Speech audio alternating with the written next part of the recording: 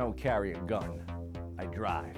But today, give me a 5-minute window, or maybe more like 8 or 10 minutes, and I'll give you the sports. After all, that's what real heroes do. Toothpick?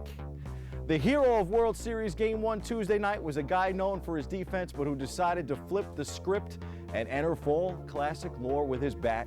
Roberto Perez hit 2 home runs, a solo shot, and a 3-run dinger as the Indians rolled to a 6-0 victory over the Chicago Cubs in a matchup of 2 teams that have combined to go 174 years without a title. After 2 games in Cleveland, the series shifts to Chicago for games 3, 4, and 5 throughout Sunday. More on the World Series in the C-List. Stay tuned. Special guest on tap. After losing just 9 regular season games last season, the Golden State Warriors and star newcomer Kevin Durant were denied by the San Antonio Spurs on opening night.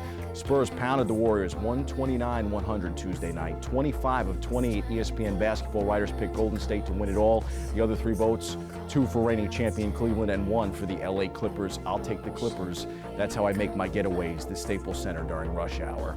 There was plenty of life in the fast lane for the Cavs on the NBA's opening night in Cleveland, and unfortunately for the Big Apple fans, it came at the expense of the new-look Knicks. The Cavs got their world champion rings and hung a 117-88 loss on the Knicks. LeBron James recorded a triple-double, and during the banner-raising ceremony said, open quote, "If you're not from here, live here, play here, or dedicate yourself to Cleveland, then it makes no sense for you to live at this point. Cleveland against the world," close quote. Bright spot for the Knicks, new point guard Derrick Rose. He finished with 17 points just days after a civil suit found him and his friends not liable for gang rape.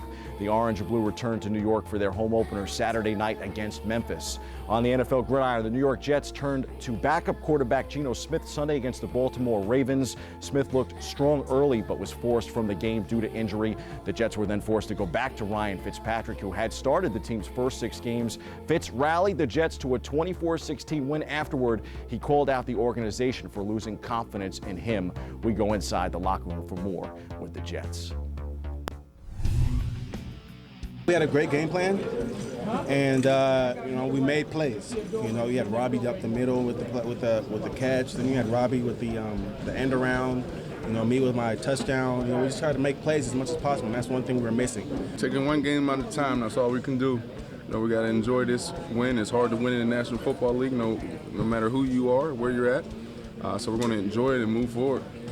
Luckily, Brandon, who's notorious for getting the ball back after things like that, got the ball back for us. That was a huge play in the game, huge turning point, and definitely can't do that in the red zone, especially after a turnover by our defense. We play like we play. On defense, we play like we played last year, and then on offense, we made some plays. So just to get this win, it's going to be a snowball effect for us. Concentrating on rushing the passer, and having more trust in our guys back there. And Buster played a great game, and a lot of guys played a great game. I can't call out every one of them, but he started off with a turnover, then Gilly got another one, and like I was saying, everybody was just feeding off of that energy and those big plays.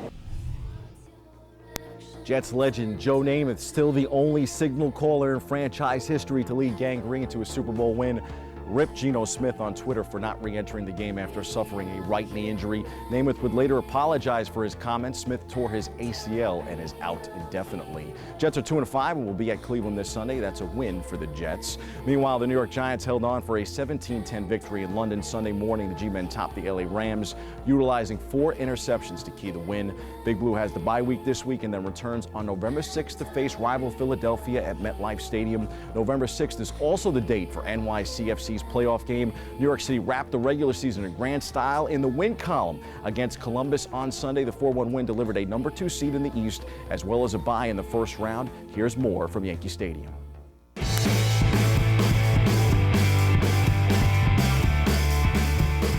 We did a very good job today. Strong work. We ran a lot for the press because we play against a good team. We are in the playoff. The coach said the other day, the teams stay in the playoff only thinking in winning the trophy. It's not normal thinking about in past 1 round or 2 rounds. All the teams we are in the playoff fighting for the MLS. It's difficult. We believe in us. I think it's huge. It's our 2nd year as a club. And to be able to do something like this is tremendous, and to turn it around from last year, it's amazing.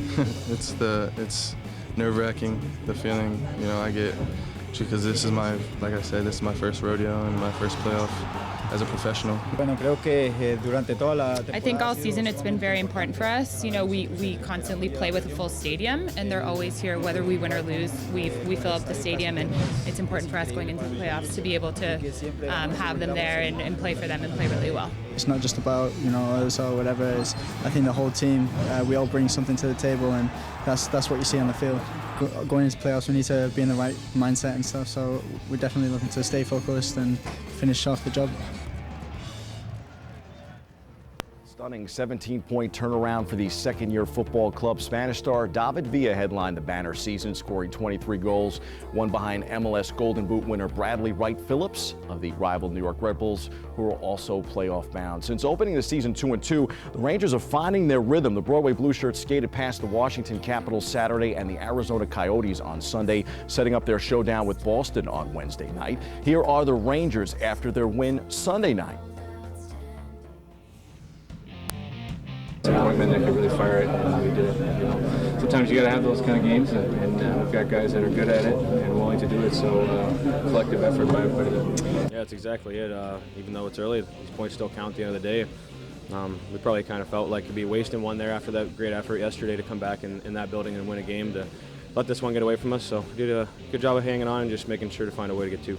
Yeah, it's definitely, anytime you can contribute like that, it feels really good. You know, it gives you a good feeling going into the night, going into the next day, and you get an extra pop in your step. And you know, I'm just happy we were able to get the 2 points, and that contributed. I'm so happy for him. You know, he's been working really hard, preparing for camp and then getting ready for the season. Then right away he has to sit out a few games, and it's never easy. But I just love the way he competes out there.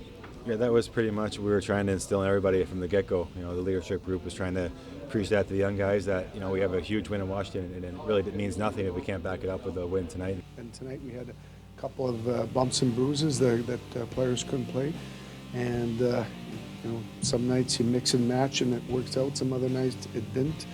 It worked out as far as the scoring, but you know, I do know that, you know, it's about finding ways to win, and that's what we did tonight. Rangers will be in Carolina tonight and home Sunday for Tampa Bay. Time for some quick hitters from around the world of sports. No team in the NBA has attracted more bets to win the NBA championship at the Westgate Superbook in Las Vegas than the New York Knicks.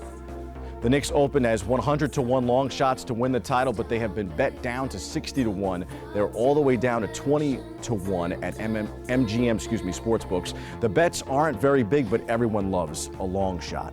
No one loves an abuser, though. The New York Giants released kicker Josh Brown Tuesday, roughly a week after the public release of documents that show Brown admitting to physically beating his then wife in 2015. Giants organization said their decisions were misguided and they accept the responsibility of that. Brown came public and said he is seeking help for his issues.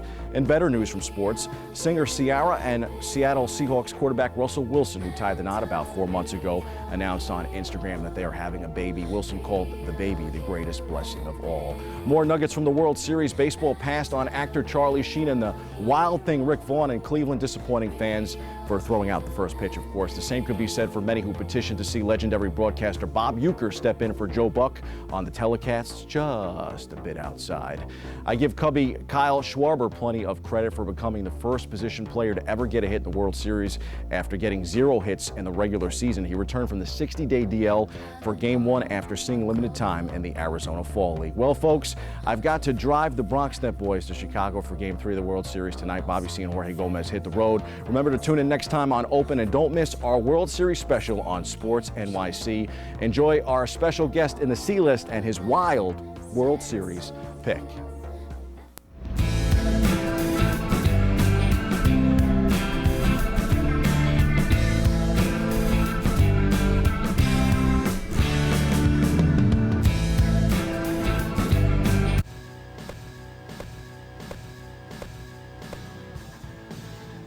I know Bobby C. picked the Cubbies at the start of the year, and I know their World Series drought is far longer than the pain that's been felt in Cleveland. But folks, I might not be able to throw out the first pitch, but I'm here to tell you the Indians will win the 2016 World Series. I don't care what a high schooler in 1993 said in their yearbook about the 2016 Cubs. This tribe is for real. Forget about caps and sleeves. And don't worry about Chicago's ML best 103 wins. The Indians won 94 games, and their Game 1 win was an indication of more to come. Over the past 3 decades, almost every team that lost Game 1 of the World Series went on to lose the Fall Classic. Game 1 losers have lost the past 6 World Series and 12 of the past 17 and 17 of the past 19, not to mention 19 of the past 22 and 24 of the past 28. The last team to lose Game 1 and survive were the 2009 Yankees. In other words, winning. That's your sports. I'm the Wild Thing. Happy Halloween.